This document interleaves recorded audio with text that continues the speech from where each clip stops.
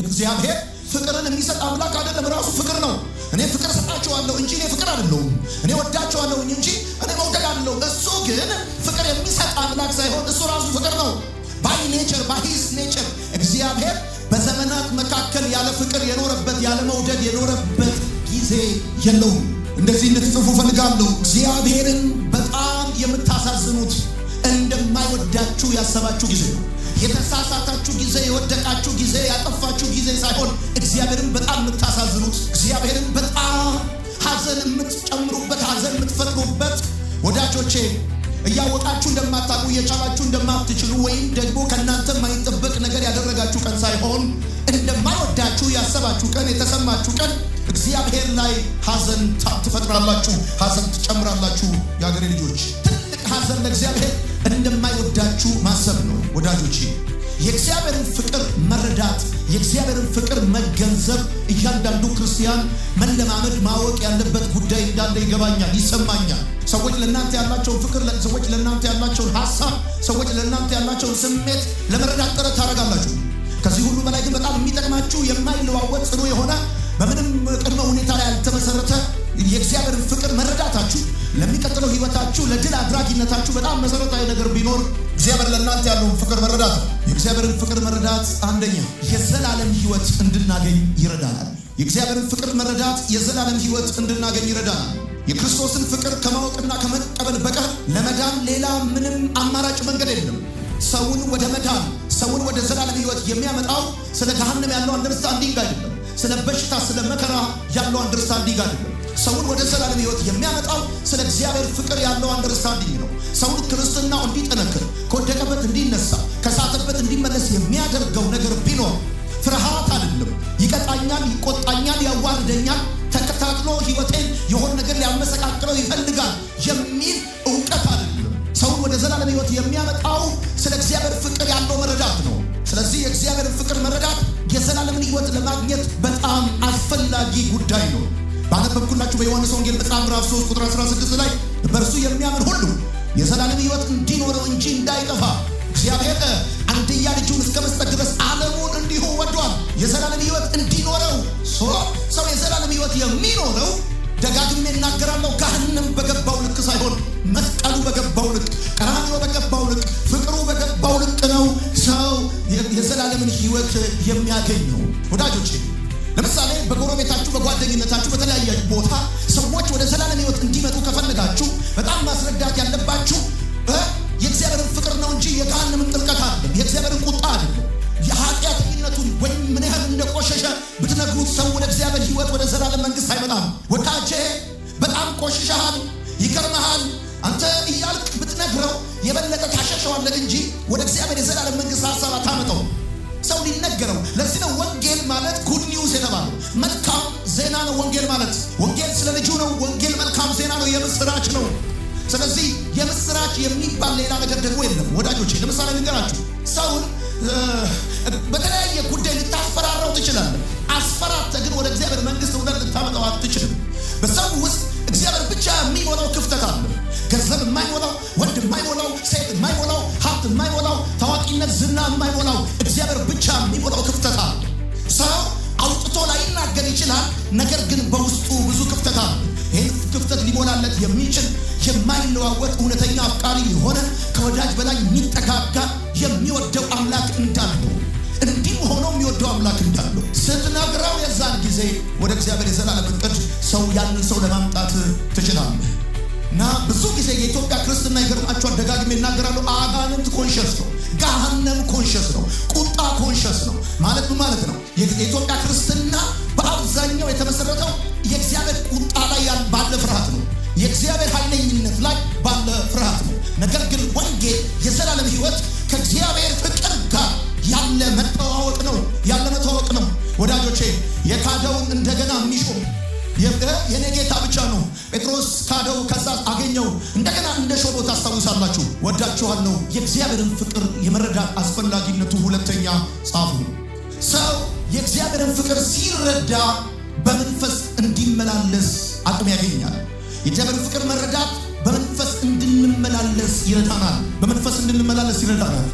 ወዳጆቼ በመንፈስ መመላለስ ማለት አይንን መጨፈን ማለት አይደለም። ሲባል አይናችንን እንጨፍናለን ማለት ሳይሆን እግዚአብሔራዊ በሆነ የህይወት ስርዓት መውጣትና መግባታችን ይሆናል ማለት ነው። የትኛውም ጉዳያችን ከእግዚአብሔር አንጻር የተቃኘ ይሆናል ማለት ነው። እንደ እግዚአብሔር ፍቃድ፣ እንደ እግዚአብሔር ሐሳብ፣ እንደ እግዚአብሔር ልቡ ፍላጎት የሆነ የህይወት ምልልስ ማለት ነው። ስለዚህ ሰው የእግዚአብሔር ፍቅር ካልተረዳ ህይወቱ በመንፈስ ለመመላለስ ይከብደዋል። ወዳጆቼ ከልካይ ነገር እስካለ ብቻ የተከለከለ ከልካዩ የተነሳ ቀን የተከለከለውን ነገር ለማድረግ ወደኋላ የሚልበት ምንም ምክንያት የለውም። ሰው ቢያየውም ባያየውም ሰው ቢያውቅበትም ባያውቅበትም እዚህም ቢሆን እዛ አገር ውስጥ ቢሆን ውጭ አገር እንደ እግዚአብሔር ፍላጎትና ሐሳብ ሊኖር የሚችለው የእግዚአብሔርን ፍቅር በተረዳበት መጠን ነው። ስለዚህ በመንፈስ ለመመላለስ የሚረዳን ለእግዚአብሔር ፍቅር ያለን መረዳት ነው። ምን ያህል እንደሚወደን ምን ያህል እንደሚያፈቅረን ሲገባን ለዛ ፍቅር የምንሰጠው ምላሽ ኑሮ ይባላል። ጻፉ። ኑሮ ለእግዚአብሔር ፍቅር የምንሰጡት ምላሽ ነው። ስለዚህ አሁን እንግዲህ ኑሯችን እንዲስተካከል ለምሳሌ ቢዝነሳችን በጽድቅ እንዲሆን ለሰው ታማኝ እንድንሆን ገብቷቸዋል። በጣም ብዙ ሰዎች አሁን ሎያል አይደሉም፣ ታማኝ አይደሉም። ለምንድን ነው ሲባል ሰው ለእግዚአብሔር ካልታመነ ለሰው አይታመንም። ሰው ለእግዚአብሔር ካልተመቸ ለሰው አይመችም። ሰው ለእግዚአብሔር ካልተመቸ ለትዳሩ አይመችም።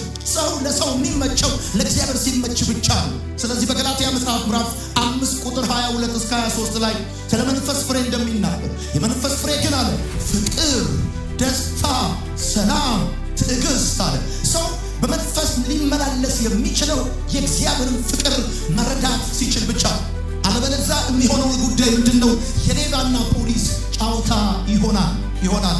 በሶስተኛ ደረጃ የእግዚአብሔርን ፍቅር መረዳት ከጥፋተኝነትና ከኀፍረት እንድንላቀቅ ይረዳናል። እኛ ሰዎች እናውቃለን። ሰው ባይመሰክርብንም ማንም በእኛ ላይ ክስ ባይመሰረትብንም ሕሊናችን ግን ይነግረናል ስለ ድክመታችን፣ ስለ ስህተታችን፣ በእግዚአብሔር ፊት ለመቆም ድፍረት ስለማጣታችን ብዙ የሚመሰክርብን ጉዳይ አለ።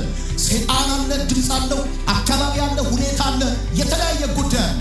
ብዙ ሰዎች ወደ እግዚአብሔር ቤት የማይመጡት እግዚአብሔርን አፍረዋል። በሕይወት ምልልሳቸው ባለፈው ሳምንት ቆይታቸው በመሳሳታቸው በማጥፋታቸው ምክንያት አፍረዋል። ነገር ግን የእግዚአብሔርን ፍቅር መረዳት ከጥፋተኝነትና ከኀፍረት እንድንላቀቅ ይረዳናል። ወዳጆቼ ልጆች ያላችሁ ስንት ናችሁ? እዚህ ቤት ውስጥ ስንት ልጆች ያላችሁ ወላጆች አላችሁ? ልጆች እንደሚታወቀው ወላጆች ሲያቁም ሳያቁም ያጠፋሉ። አንዳንድ ልጆች ግን ከቤት ወጥተው ጭራሽ እንዲጠፉ የሚያደርጋቸው ከስላጠፉት ጥፋት ምክንያት በአባትና በእናታቸው ፊት የመቆም ኀፍረት ይሰማቸዋል። የአባታቸውን ፊት ላለማየት ካጠፉት ጥፋት በላይ ሌላ ጥፋት ውስጥ ይገባሉ። ጥፋትን በጥፋት የማረም የህይወት ልምምድ ውስጥ የሚገቡት በምን አይኔ፣ በምን አቅሜ፣ በምን ሞራሌ ነው አባቴን የማየው እናቴን የማየው ብለው ከቤት ወጥተው የሚጠፉ ጓደኞቻቸው ጋር የሚደበቁ ብዙ ሰዎች አሉ። ነገር ግን ነግራቸዋለሁ፣ በጣም የወላጆቻቸው ፍቅር የሚረዱ ሰዎች ግን ይገርመሃል እንደገና አዋራቸውን አራግፈው ጭቃቸውን አጥበው ከወላጆቻቸው ጋር ለመተቃቀፍ አቅም የሚያገኙት የእግዚአብሔርን ፍቅር ሲረዱ ብቻ ነው። የእግዚአብሔርን ፍቅር ካልተረዳችሁ በስብከት በትምህርት በ16 ነጥብ ኀፍረት ከእናንተ ላይ አይወገድም። ዳዊት የእግዚአብሔርን ፍቅር የተረዳ ሰው ስለነበረ ይመስለኛል በመዝሙሮቹ ሁሉ ስለ እግዚአብሔር ፍቅር ጽፏል። ወዳጆቼ ናታን ሲያናገረው በእግዚአብሔር እጅ መውደቅ ይሻለኛል ያለው በጠላቶቹ እጅ ላለመውደቅ የተናገረው የእግዚአብሔር ፍቅር ስለተረዳ ይመስለኛል። የእግዚአብሔር ቃል በሮሜ መጽሐፍ ምዕራፍ 5 ቁጥር 5 እንደዚህ ይላል፣ ይህም ተስፋ ለእፍረት አይዳርገንም፣ እግዚአብሔር በሰጠን በመንፈስ ቅዱስ ፍቅሩን በልባችን አፍስሷልና። አያችሁ፣ ይህ ተስፋ ለእፍረት አይዳርገንም፣ እንዳናፍር ያደርገናል። ልክ ነው፣ ደክመናል፣ ልክ ነው፣ ተሳስተናል፣ ልክ ነው፣ ወድቀናል፣ ልክ ነው፣ አጥፍተናል። እናማ በመንፈስ ቅዱስ አማካኝነት በልባችን የፈሰሰ ፍቅር ስላለ ሳናፍር አባ ብለን ለመጮህ፣ ጌታ ብለን ለመጥራት፣ ለመዘመር፣ በፊቱ ለመቆም፣ እንደገና ንስሐ ለመግባት ያላፈርነው ምክንያት ወዳጆቼ እግዚአብሔር ለእኛ ያለው ፍቅር በመንፈስ ቅዱስ አማካኝነት በልባችን ስለፈሰሰ ነው። ሰው አፍሮ ተሸማቆ አንገት ደፍቶ ከእግዚአብሔር ሐሳብ እንዳይወጣ ሰው ይወዳጅ የእግዚአብሔርን ፍቅር መረዳት ለምን ይጠቅማችኋል መሰላችሁ? ከጥፋተኝነትና ከኀፍረት እንድትላቀቁ ይረዳችሁ። ወዳጆቼ ብዙ ሰዎች ወደ ቤተ ክርስቲያን መምጣት አይደለም የከበዳቸው ያ በደላቸው፣ ያ ጥፋታቸው፣ ያ ኃጢአታቸው እንዴት አድርጎ ወደ እግዚአብሔር ፊት እንደሚያቀርባቸው ያ ጉዳይ ከብዷቸው ነው ወደ እግዚአብሔር ቤት የማይመጡት። ነገር ግን ልትነግረው የሚገባው ነገር ምንድን ነው? የድካሙን፣ የኃጢአቱን፣ የበደሉን፣ የመቆሸቱን ጥልቀትና መጠን ሳይሆን ምን ያህል በጣም የሚወደው አባት እንዳለው ወዳጅ እንዳለው ያ ጊዜ ሲገባው የገባው ነገር አፍረቱን ከላዩ ላይ እንዲያራግፍለት ያደርገዋል። የእግዚአብሔርን ፍቅር መረዳት አራተኛ ለፍቃዱ ታዛዥ እንድንሆን ይረዳናል። ለፍቃዱ ታዛዥ እንድንሆን ይረዳናል።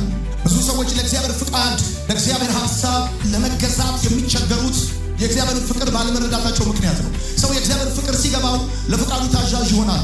ወዳጆቼ አብርሃም 25 ዓመት የጠበቀውን አንድና ብቸኛ ልጁን በጣም የሚወደው ይስሐቅን መሠዊያው ላይ ዘርግቶ ቢላ ያነሳበት የእግዚአብሔርን ፍቅር በተረዳበት ልክ መጠን ስለሆነ ነው። ሰው ለእግዚአብሔር ፍቃድ ሊታዘዝ የሚችለው ፍቅሩን በተረዳበት ልክ ነው። አታርግ የሚልን የማታረገው፣ አድርግ የሚልን የምታረገው፣ ተው የሚልን የምትተው፣ እንደ እግዚአብሔር ሐሳብና እንደ እግዚአብሔር ፍቃድ መውጣትና መግባት የምትችለው ፍቅሩ ሲያስገድድ ነው። እግዚአብሔር ማንንም ሰው በቅድስና እንዲኖር ሽጉጥ አይደቅንበትም፣ ሰይፍ አይመዝበትም፣ ሰራዊት አያሰልፍበትም። ሰው እግዚአብሔርን የሚያስደስት እግዚአብሔርን የሚያከብር ሕይወት እንዲኖር ተብሎ ያለ ጊዜው ያለ ወቅቱ መብረቅ አያወርድበትም፣ መዓት አያዘንብበትም። ይገርምሃል፣ እንደ ልባቸው የሚኖሩ እንደ ልባቸው ትናንት ማታ ደንሰው ያደሩ ሰዎች ዛሬ ጠዋት የወጣው ፀሐይ ለእኔና ለእናንተ ብቻ ሳይሆን ለእነሱም ወጥቷል። ለእነሱም ወቅት ተቀይሯል፣ ዘመን ተቀይሯል። እግዚአብሔር አምላክ እንደ ፍቃዱ እንድትኖሩ የሚመዝባችሁ ሰይፍ የሚያሰልፍባችሁ ሰራዊት የለም። ሰው እንደ እግዚአብሔር ፍቃድ ሊኖር የሚችለው ፍቅሩን በተረዳበት ልክ ነው። የእግዚአብሔር ፍቅር ካልተረዳችሁ ክርስትና የሚሆንባችሁ አድርግ አታድርግ ይሆናል። ለምሳሌ አሁን ዝማሬ ላይ ፍቅሩ ካልገባ አምልኮ ወዳጄ ዳገት ነው የሚሆንብህ። ቁጭ አይጨርሱም እንዴ ነው የምትለው? ቁጭ አንዳንድ ሰው ደግሞ ይገርማል። መቼ ዝማሬው ተጀምሮ እንዳለቀ እንኳን አያውቅም። እጁን አንስቶ ሲዘምር እንባው ሲፈስ እንደው ሲዘምር እንደው ሲደሰት እንደው ጌታውን ሲያመሰግን፣ ሌላውስ በቃ እንደው አንተ እንደሰው አይደለም አሜን ብሎ ይተኛል። በቃ ፍቅሩ ካልገባ አምልኮ ይረዝምባል። ፍቅሩ ካልገባ ጣሙ ሁሉ እንደ ድንጋይ ነው የሚከብድ። ወዳጆቼ በእርግጠኝነት ነው የምነግራችሁ፣ ሰው ለእግዚአብሔር ፍቃድ የሚታዘዘው የእግዚአብሔርን ፍቅር በተረዳበት ልክ ነው። ሁለተኛ ቆሮንቶስ መጽሐፍ ምዕራፍ 5 ከቁጥር 14 እስከ 15 የእግዚአብሔር ቃል ሲናገር እንደዚህ ይላል፣ የክርስቶስ ፍቅር ግድ ይለናልና። ማይ ጋድ የክርስቶስ ፍቅር ግድ ይለናልና፣ ምክንያቱም አንዱ ስለ ሁሉ እንደሞተ እርግጠኞች ሆነናል። የክርስቶስ ፍቅር ግድ ይለናል። ለምንድነው ቸርችን ማንቀረው? የክርስቶስ ፍቅር ግድ ይለናል። ለምንድነው ስሙን ጠዋት ማታ የምንጠራው? የክርስቶስ ፍቅር ግድ ይለናል። ለምንድነው በጽድቅና በቅድስና ለመኖር የምንታገለው? የክርስቶስ ፍቅር ግድ ይለናል። ማንም አስገድዶን፣ ማንም የሆነ ነገር ቀንበር ጭኖብን አይደለም። ወደን ፈቅደን የተገዛ ነው። የምንሆንለትን ነገር የምንሆንለት፣ ክብር የምናመጣለት፣ የምንሰግድለት፣ የምናመልከው፣ የምናከብረው ፍቅሩ ግድ ይለናል። ይሄ ፍቅር የገባው ሰው ካለ ለዚህ ፍቅር ምላሽ ይሰጣል፣ ጌታውን ያመሰግናል። አንዳንዶቻችሁ ወዳጆቼ ልክ የሆነ እኛ ሀገር ከሰል እንደሚያራግቡት ልክ እንደዛ እውነቴን ነው የምነግራችሁ፣ እንደገና ነፍሳችሁ የተያዘችበት የልጅነታችሁ ፍቅር እንደገና ከዚህ ማለዳ ጀምሮ በውስጣችሁ ይቀጣጠላል። የተዳፈነው ነገራችሁ እንደገና እሳት ይነድበታል። ሰው ለእግዚአብሔር ፍቃድ የሚታዘዘው የእግዚአብሔር ፍቅር በገባው ልክ ነው። እዚህ ነው ክርስትና ሃይማኖት አይደለም፣ መገለጥ ነው። ብራስ ክርስትና መገለጥ ነው። ክርስትና ሃይማኖት አይደለም። ክርስትና ባህል አይደለም። ክርስትና ከሆነ ሰው የምትወርሰው ቁም ሳጥን ወይም ጃኬት አይደለም። የእግዚአብሔር ፍቅር በገባ ልክ የምትኖረው ህይወት ነው። ለፍቅሩ የምትሰጠው ምላሽ ነው ክርስትና። ወዳጆቼ ይሁንነ የክርስትናችን መሰረት የእግዚአብሔር ፍቅር ነው። የክርስትናችን አዋጅ ገሃነም አይደለም፣ ቁጣው አይደለም፣ ፍቅሩ ነው። ወዳጄ ይላል ጴንጤ አስፋልት ላይ ቆመው ኢየሱስ ክርስቶስ ይወድሃል ይላል። አሜን በላይ ላፍዚ ሶት ነው። ይገርምሃል፣ ይህንን ሊል የሚችል ማንም የለም። ይገርምሃል፣ ጴንጤ ብቻ ነው ይህን የሚለው። ወዳጄ ዞር ስትል ኢየሱስ ክርስቶስ ይወዳል ይላል። የስብከታችን መሰረት ነው። የትምህርታችን መሰረት ነው። የክርስትናችን መሰረት ነው። በኃጢአታችንና በበደላችን ምክንያት ያኔ ገና ሙታን ሳለን ኢየሱስ ክርስቶስ ይወዳል። እኔ መጽሐፍ ቅዱስ ለኢትዮጵያዊ መጽሐፍ ቅዱስ ሲተረጎም እግዚአብሔር የዘላለም አባት ከሚባል እግዚአብሔር የዘላለም እናት ቢባል ይሻለኝ ነበር። ለምን ብዙ ኢትዮጵያዊ አባቱን ይፈራል እና ብዙ ሰው የሚፈራው በቃ እግዚአብሔር